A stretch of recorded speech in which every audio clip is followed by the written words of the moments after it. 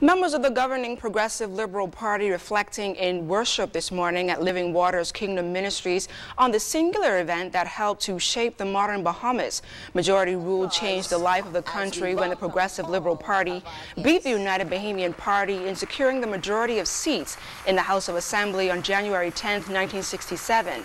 PLP Chairman Bradley Roberts says his party is in full support of the elevating majority rule to a national holiday, as it should be recognized as a major victory for justice, equality, freedom, and dignity.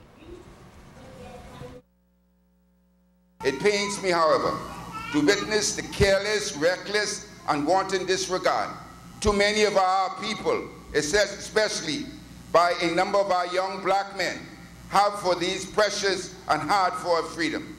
The level of crime, carnage, and general disregard for human life and personal property are clear evidence of their unwillingness to accept responsibility for this priceless gift.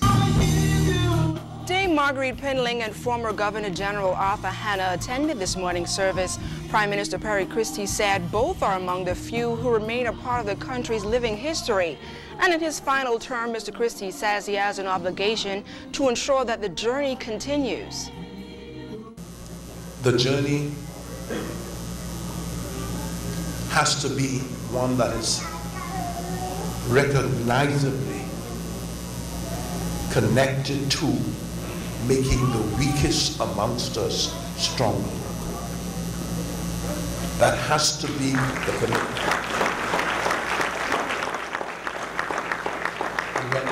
When people in positions such as yourself have a view that we are slipping in that commitment, I invite you to bring that view to our attention. It is easy to get carried away with the governance of a country and be caught up day to day with events that you're trying to control or influence. And sometimes you miss the fact that you are elected to help those who cannot help themselves. Kingdom Ministries. Senior pastor Living Waters Kingdom Ministries Apostle Raymond Wells described the story of majority rule to Moses and the burning bush experience. He saluted the country's founding father and former Prime Minister Sir Lyndon Pindling and credited him with bringing dignity to an oppressed majority. But the clergyman reminded that we must not forget the foundation that was set by those before us. But here we are today in a Joshua experience. The mantle of leadership has been transferred, and now it's Joshua who is challenged to lead his people to the promised land. In the journey to the promised land, let us not ignore the foundation set under Moses' experience.